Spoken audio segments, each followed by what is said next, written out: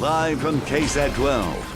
The 6 o'clock news starts right now. San Antonio firefighters keeping a close eye on a still potentially volatile situation on the northeast side of the city. That's where they're responding to a fire being fed by fuel that prompted evacuations from nearby businesses. The video that you're looking at is from Sky 12 over the scene this afternoon near the corner of Thousand Oaks and Wetmore Drive. RJ Marquez has been covering this for us, has some new video from what the flames look like on the other side of this. RJ.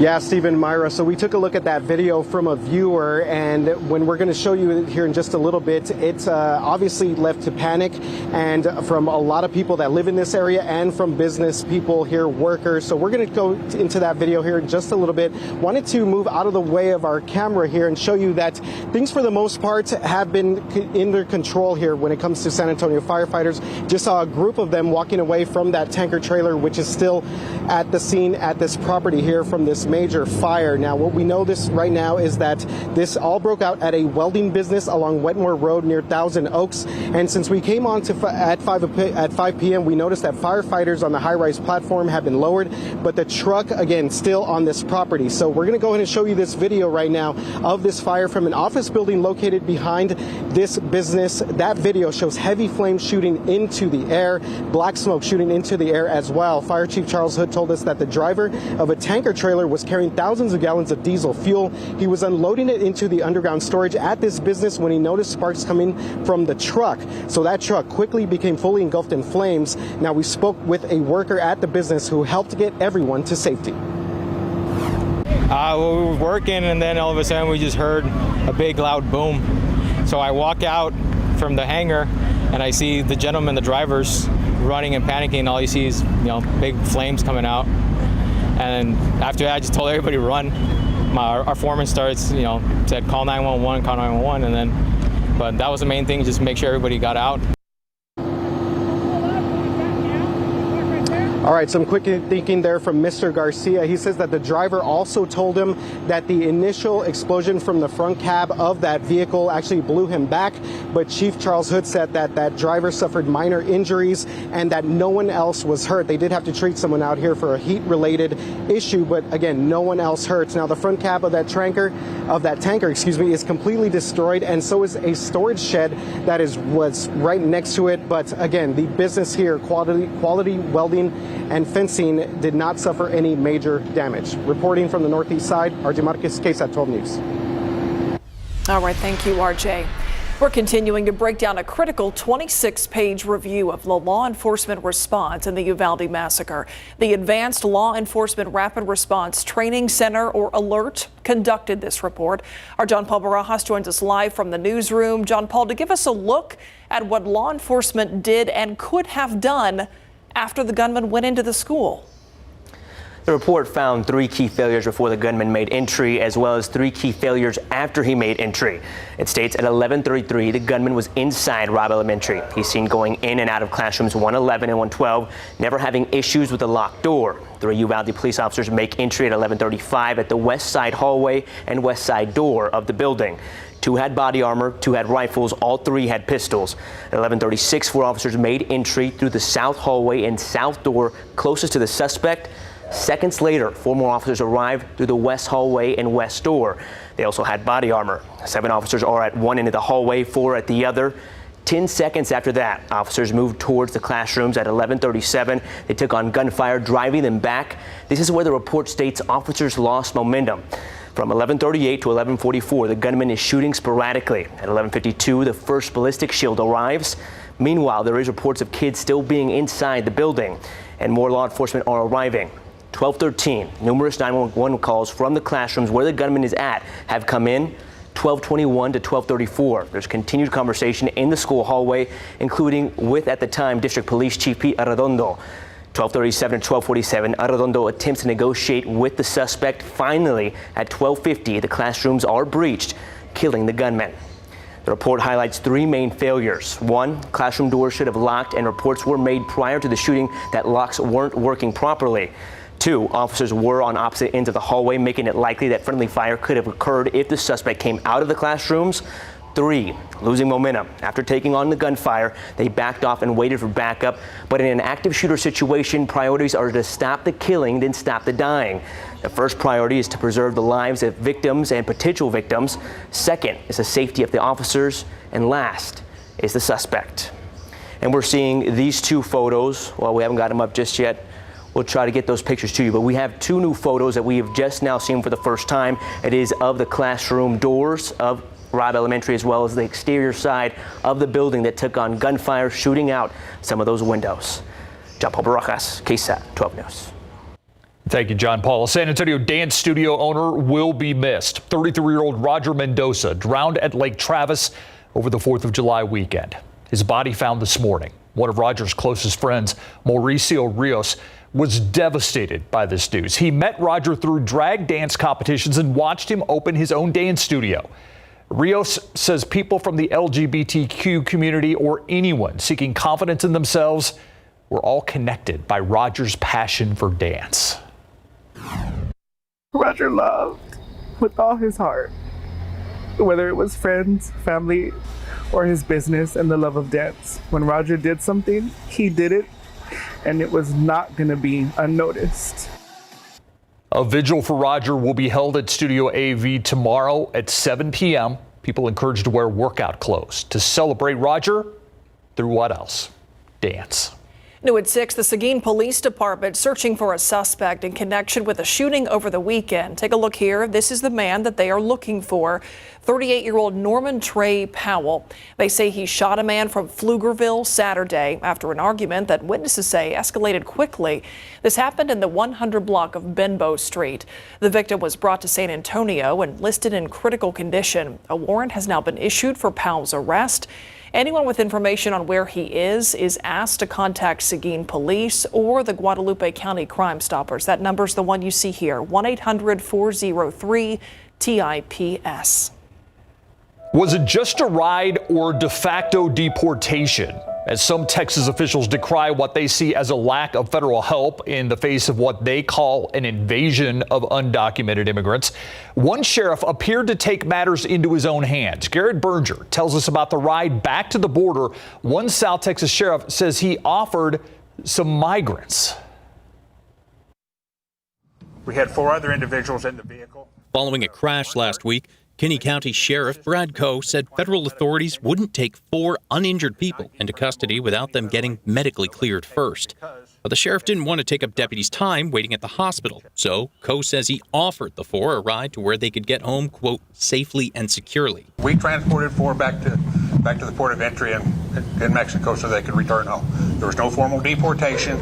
It's just we put them in the truck and took them home. Several media outlets have picked up the story since it happened last week. And the sheriff said Tuesday he'll do it again if he has to.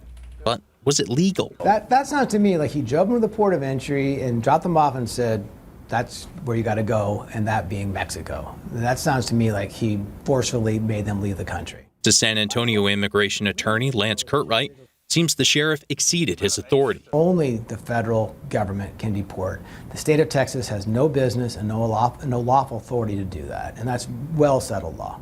Erica Schomer, a clinical professor of law at St. Mary's Law School, says if someone asked for a ride home, the sheriff could do that, but it would be problematic to do it in his official capacity. And she says the real question is the perspective of those 4 people. If they believed they were not free to go, then that's a problem. Because again, the sheriff only has authority to arrest or detain an individual if it is to enforce a state or local law. Garrett Berger, KSAT 12 News. New at 6, making the Bexar County Courthouse more accessible for those with special needs. It's been a project in the works for the past 2 years, and finally this week construction got underway. Gordon Hartman and probate court judge Veronica Vasquez teamed up to push for these improvements. Erica Hernandez spoke with them both on what changes are being done. The trek from the closest parking garage to the Bexar County Courthouse is quite the distance. On a hot or rainy day, it can be hard for anybody. But for those who are handicapped or elderly, it's even harder. I started seeing and hearing from individuals that visited my court how difficult it was for them. Judge Veronica Vasquez knew a change had to happen, so she reached out to Gordon Hartman after he was able to get the city to make City Hall more accessible. Well, it's extremely important that we make all buildings as accessible as possible. We take for granted that everybody can easily get where they need to go, and that's simply not the case. In 2020, the county approved funding for accessibility improvements. 2 years later, after some setbacks, construction is now underway on Dwyer Street next to the courthouse. This area will now be a loading and drop-off zone for those who need it. Not only will this add more accessibility, but also a part of this project is adding more signs around the courthouse directing people where they can enter on a ramp. That's going to make it even more visible to people that have maybe visibility challenges, as well as individuals that just that they need to know where to go. It's not known how long the project will take to complete, but the change will be a welcome one for many. Many times small things can make a big difference. Erica Hernandez, KSAT 12 News. Let's take a look at traffic out there right now. This is the camera at I-35 and Olympia Parkway. Looks like the northbound lane's a little slow going, but it is I-35, so no major traffic tie-ups to tell you about, all things considered. That's moving fast for I-35 in that section. This is very true. It is all very relative for old I-35. That's right. Relatively, it's hot. That's the thing for us, and it's hotter than average. You know, we should usually see a high temperature around 98 degrees. We got up to 101 today. Let's take a quick check of the aquifer. The aquifer is down a foot nearly over the past 24 hours. And in the pollen count, we've only got one allergen. Molds is finally low at 330. Hey, take a look at this. This is the Guadalupe River in Sisterdale in Kendall County. And you can see just how low that water level is. Coming up, we're going to talk about how this drought has impacted our rivers and whether or not we have any chance for rain in the near future. I'll have that forecast coming up. KSAT 12 celebrates Military City, USA, powered by USAA.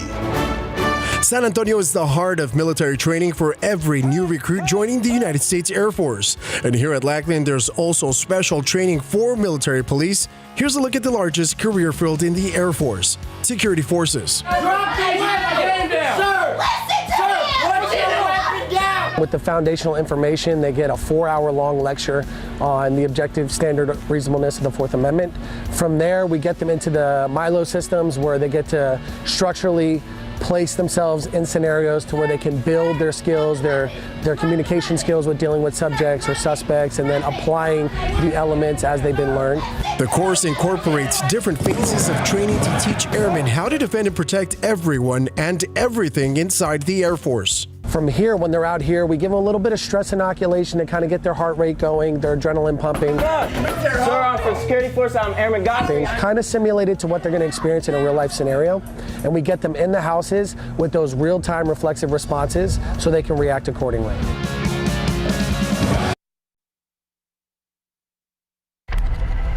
Demanding change in the name of safety. After several requests for help and a deadly crash at this intersection, the city of San Antonio says it has a solution. Do they? Tonight on the Night Beat, why it's not a done deal just yet. Let's take a look outside with Sky 12 flying high above Confluence Park out there. Great thing about this location, shade. Yeah.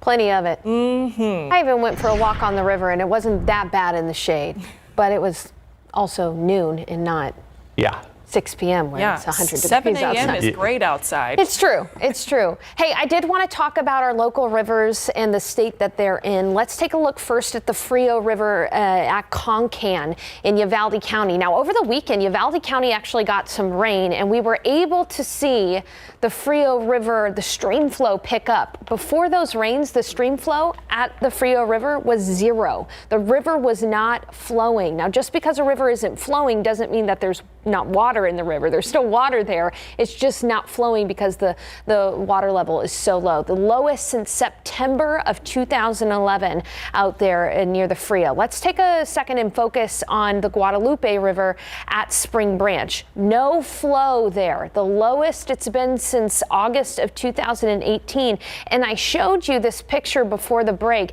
This is further upstream near Sisterdale, but you can see just how low that river River is, and it doesn't really look like there's much water to keep that flowing. Now, further on down south toward New Braunfels, the Guadalupe is flowing. And speaking of New Braunfels, the Comal River at New Braunfels, stream flow is good, but it's still the lowest since November 2014. So you can still float on the Comal and the Guadalupe at the Frio in New Braunfels, rather, but just know that it's pretty low. It's going to be very slow floating across those rivers. Let's take a look at some of our reservoir levels. Medina Lake, only 14% full. If you live on Medina Lake, you know how dry it is.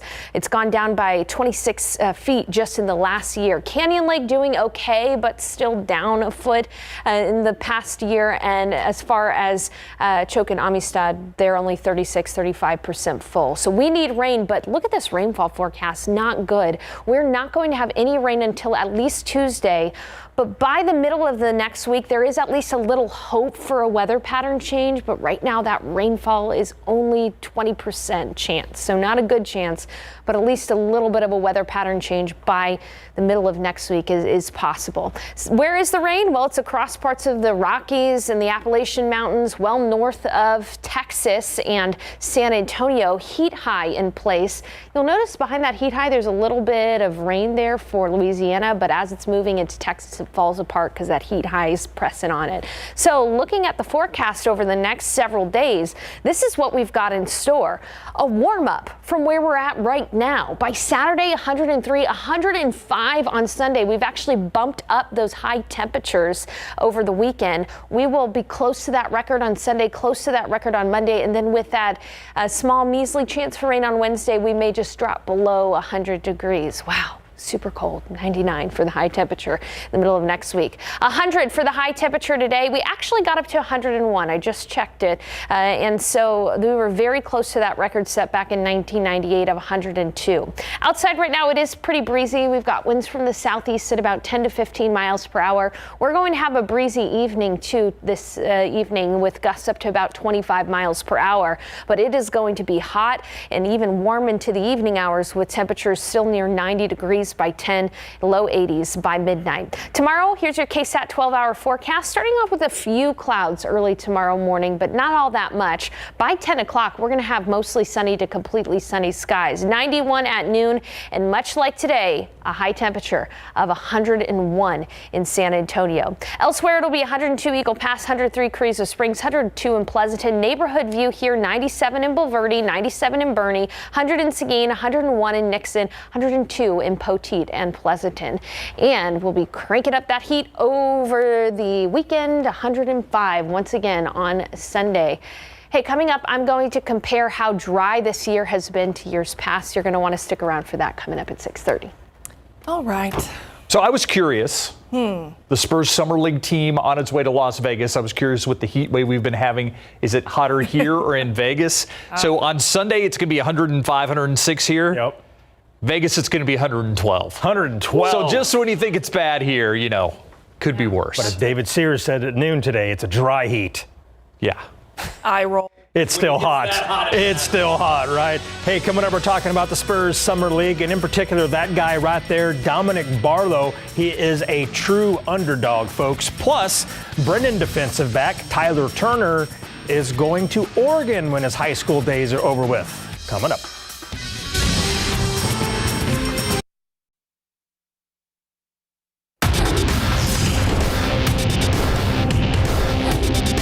Yeah, when I walked in and I saw Pop, it was just like, I've seen this guy on TV so many times. Like, you see all like the interview stuff when he's just answering the questions, like giving short answers, and it was just like, it was cool. Sounds like Spurs rookie Dominic Barlow was a little starstruck the first time he saw Coach Pop in Big Board Sports. The San Antonio Spurs Summer League squad is now in Las Vegas ahead of their first game Friday with the Cleveland Cavaliers. Silver and Black left yesterday, arriving around 10 p.m. Spurs assistant coach Mitch Johnson will head up the Summer League team, which currently consists of 17 players, and 5 of them are still teens. Jeremy Sohan, Josh Primo, Blake Wesley, Malachi Branham, and Dominic Barlow are all 19 years old. Now, Barlow is the only one of the 5 that did not play college ball. Instead, he played in the relatively new Overtime Elite, a pro league alternative for NBA prospects aged 16 to 18. In late June, the Spurs and Barlow agreed on a 2-way deal, and Coach Johnson is ready to see what he can do.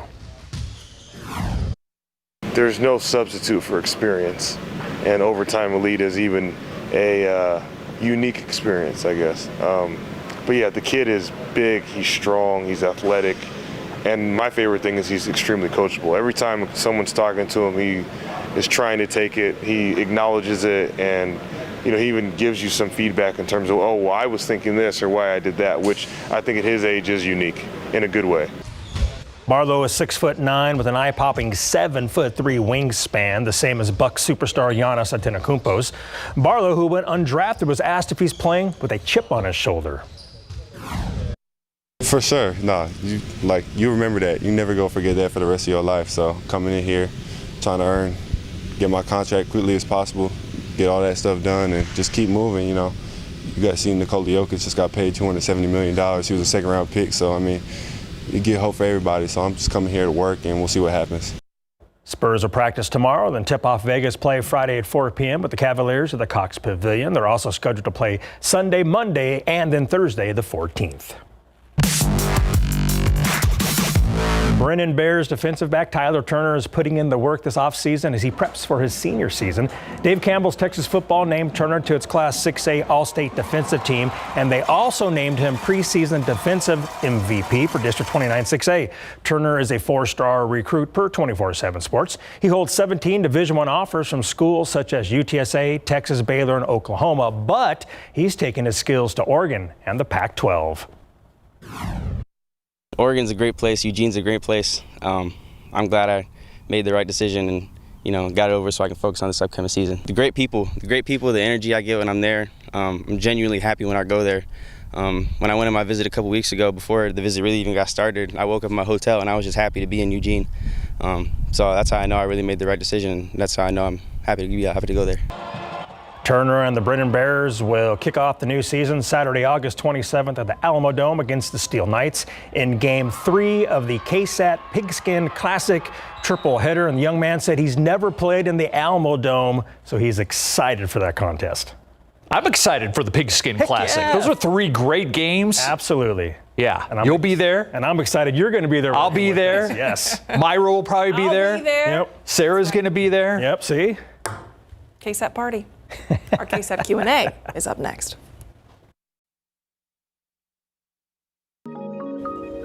It is something that's hard to imagine, putting your trust and your life in the hands of someone you don't know to make a dangerous journey into the U.S.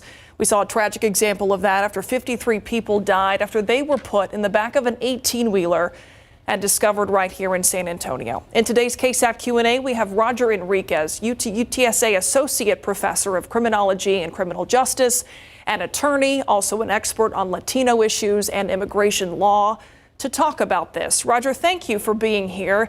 There's a difference in those who come across the border, turn themselves in, ask for amnesty, ask for asylum, turning themselves in, and those who are trying to evade authorities.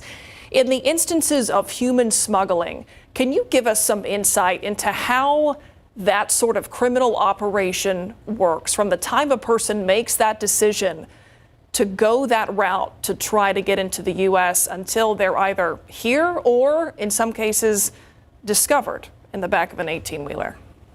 Right. So the decision-making process is as different for each individual as there are folks out there. I mean, country of origin, how much they have by way of resources is really going to end up deciding, having a major decision for them, how it is that they try to get into the United States. Unfortunately, there are vast criminal enterprises, cartels, if you will, that have networks both in Mexico, even beyond Mexico into Central America and all the way into the United States, that are willing to take their money and try to bring them into the United States. So it's really, there's not a fixed way that folks typically do it. Much of it depends on what sort of resources they have to make the trek, and also what sort of resources they can expect when they arrive in the United States, because many of them may already have families here. And you were saying that some of these operations are, as you described them, are astute. They may have one person who gets the group into a truck, one person who drives that truck, one person who may operate the next point in which a stash house, so-called stash house, if you will. So there's a lot of people involved who may not all necessarily be connected. Would that be accurate? Yeah, definitely. So any criminal enterprise typically works in cells. It's one person's role to, for example, recruit individuals who are trying to seek, who are fleeing their country, right, or come to the United States. Another individual is actually going to maybe cross them, and somebody else is going to pick them up in a rendezvous point, and then somebody else is driving them to San Antonio. And then from San Antonio, they might jump in a Suburban or a van and go to Atlanta or Chicago or wherever the place may be. But what we know is that they're loosely connected. Like, they may not know, they may just receive instructions on where they're going, and they're often not told, what is it that they're hauling, et cetera. Again, because if someone is apprehended or something happens, that basically the trail goes cold with them. Obviously, what happened in the south side of San Antonio was tragic.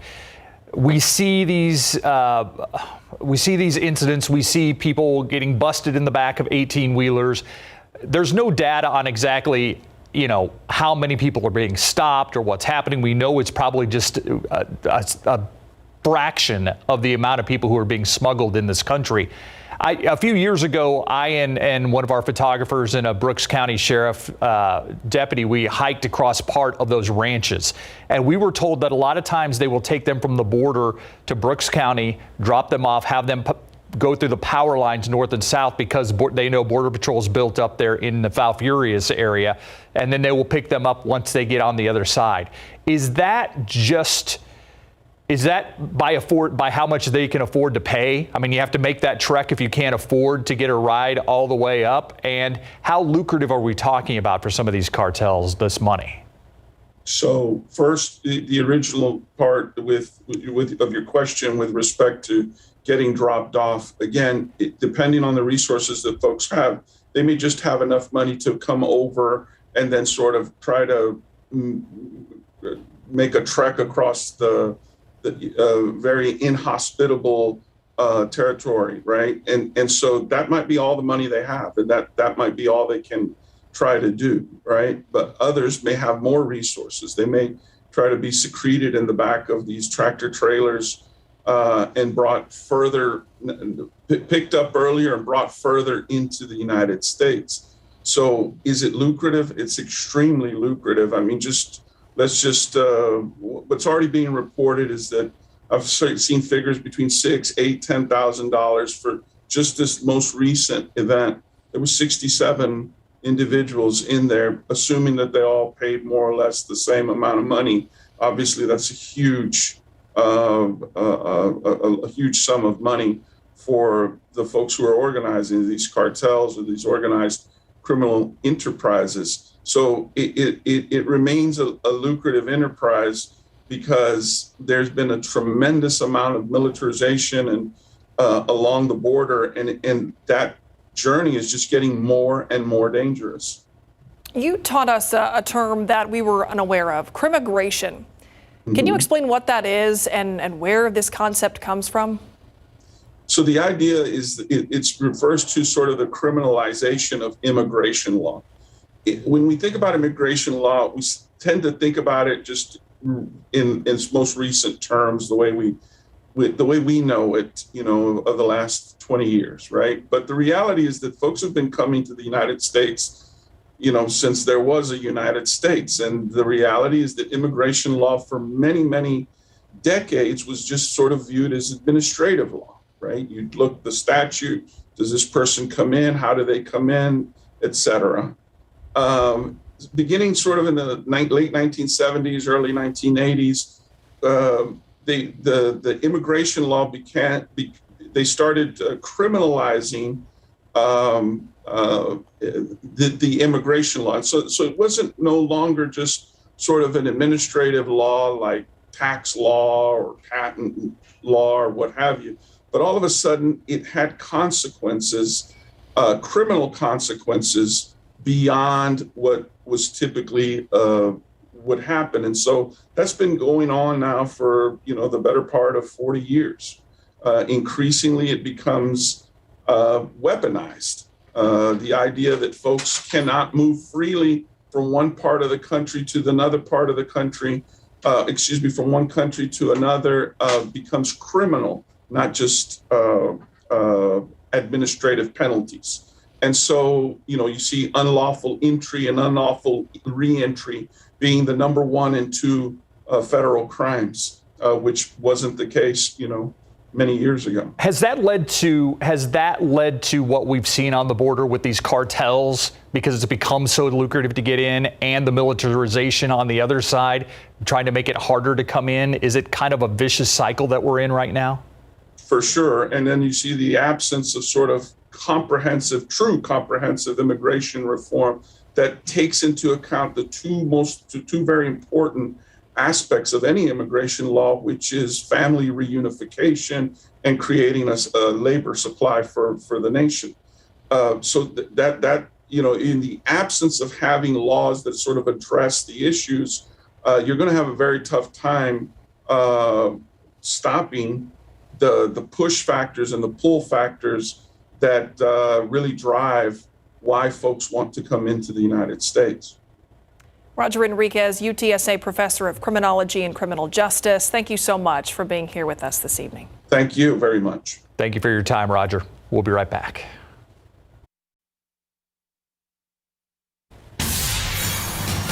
NASA says it has lost contact with an important satellite after breaking free of Earth's orbit on its way to the moon. The Capstone Satellite launched from New Zealand June 28th. As planned, it left Earth's orbit Monday, an important milestone on its 4-month trip to the moon. But yesterday it stopped communication with NASA's radio antenna network. The space agency says there's a team trying to figure out exactly what happened and to reestablish contact. Its mission is to orbit the moon for at least 6 months to gather research for NASA's planned manned lunar space station called Gateway. This feels like a movie plot. Yes. There's no weather on the moon because there's no atmosphere. Oh. Little fact from the weather hot center. Here in our atmosphere. Here there is an atmosphere, and it's the heat high that you've been talking about. Compressing the air, making it hotter around San Antonio than usual. It is summer, though, so we do expect heat this time of year, but it is unusually hot and dry. More on that in a bit, but first tonight, breezy and humid and 103 to 105 over the weekend. We'll talk about when that heat high will nudge out of the way coming up in a bit.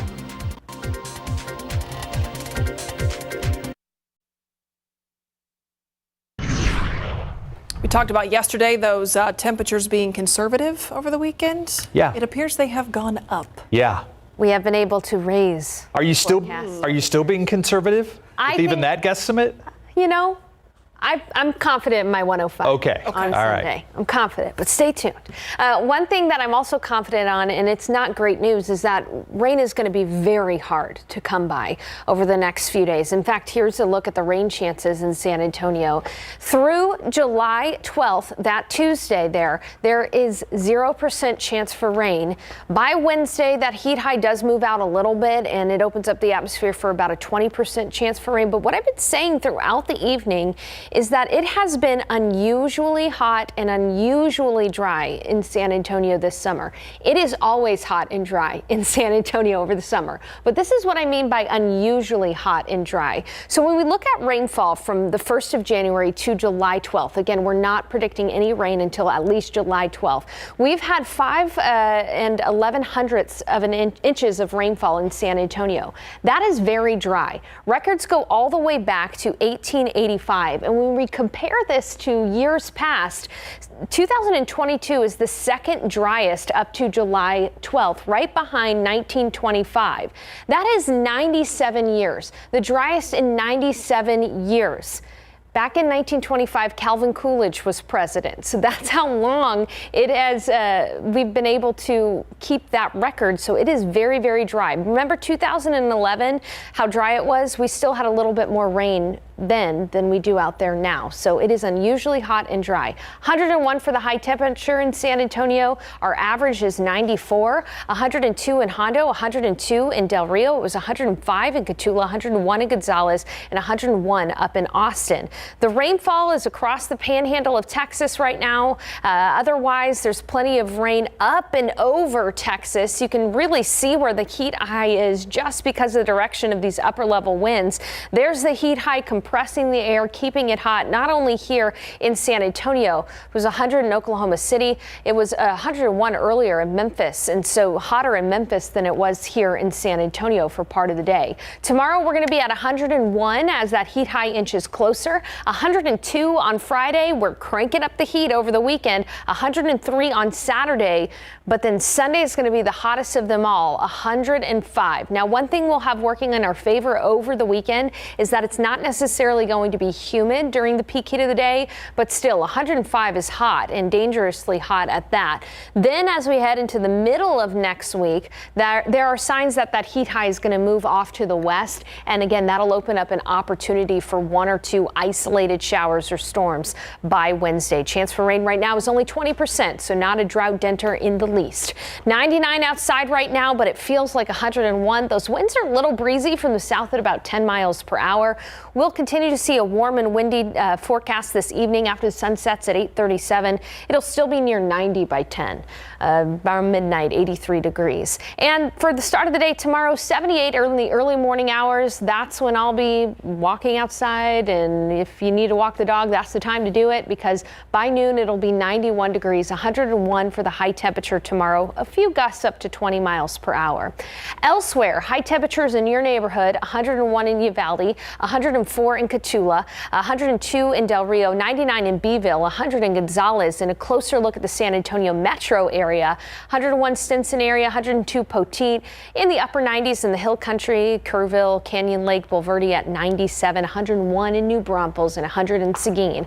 Here's a look at that forecast. Some would call it a depressing forecast because there's really little chance for rain over the next 7 days. Those rivers, our local rivers are struggling, our local lakes are struggling, and our backyards are struggling as well. Yes. 99s never look so good. I know. Thanks, Sarah. In case you missed it, coming up next.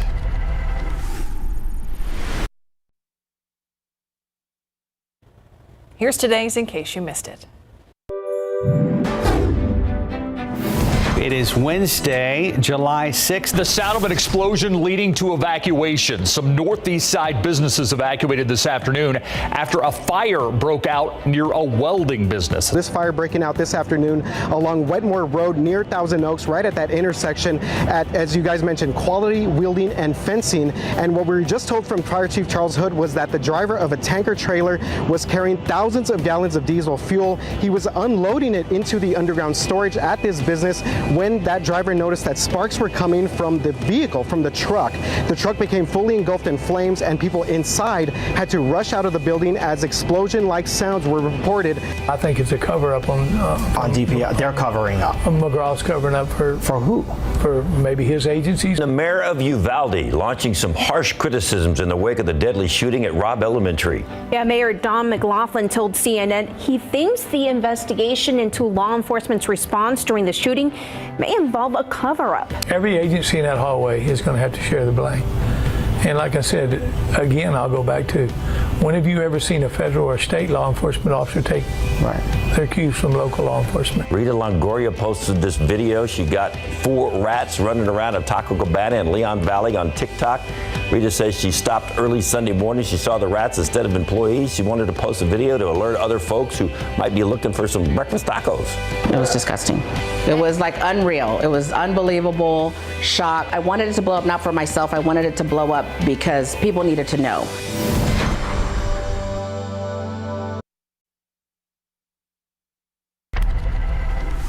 Stranger Things hitting a major milestone for a streaming series. Netflix says the 4th season of the show has clocked over 1 billion hours of viewership. It's the first English language series to ever do that, with 1.15 billion hours of viewing time over its first 28 days of release. And just the second show in any language to do it. The first, the Korean hit show Squid Games. And if you're a Stranger Things fan, hoping it ends up with the #1 spot, could still happen. The final 2 episodes still have about 3 weeks left to rack up even more viewing hours. I get it. I've got to catch up on Stranger Things. I've just got to be honest. Yeah. I've only seen one half of one season of that show. Oh, you have a lot of work. I know. I've seen 1 season. I saw the first season. Oh, I'll add on a few hours there. Yeah. Personally. There you go. I don't know how much of an effect it'll have. And unfortunately, we're just going to be hot over the next several days. Even when we have a chance for some isolated showers and storms in the middle of next week, we're still going to be at 99 degrees. Every day here above average for us, up to 105 on Sunday. I'll be here this weekend, keeping track of that forecast, let you know what it's going to be like floating on the rivers and out by the pool. All in all, though, it is going to be hot regardless. So please take care of yourself. Make sure to stay hydrated and stay in the AC if you can. Maybe with your affection for it, you could watch Stranger Things and have Spamwiches. Why not? Hey, thanks for bringing Because the spam back. spam was a big topic yesterday. More about Yeah. Spam Day 2.